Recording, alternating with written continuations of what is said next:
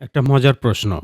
আপনি একা রেস্টুরেন্টে খেতে গেলে ৳৩০০ খরচ হয়। কিন্তু বন্ধুদের সাথে গেলে ৳৫০০ বা ৳১,০০০ খরচ হয়।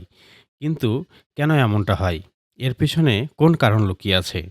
আজকে আমরা এই বিষয়টি নিয়ে আলোচনা করব। আমি রেজাউল করিম আছি আপনার সঙ্গে। আপনারা দেখছেন অর্থনীতির গল্প। ধরুন আপনি একা একটা রেস্টুরেন্টে খেতে গেলেন। সিম্পল একটা খাবার অর্ডার করলেন, ব্যাস কাজ শেষ। মাত্র খরচ ৳১০০ থেকে ৳২০০। কিন্তু একই জায়গায় বন্ধুদের সাথে গেলে ১ টা না ২ টা না অনেকগুলো খাবার অর্ডার হয়ে যায়।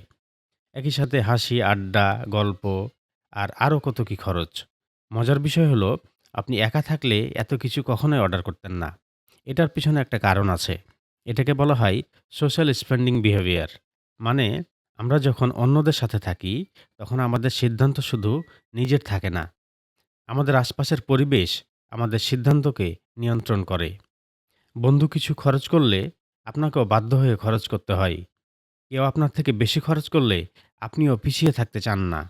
কারণ মানুষ শুধু নিজের সিদ্ধান্ত নিজে নেয় না, তার অন্যদের প্রভাবেও সিদ্ধান্ত নেয়।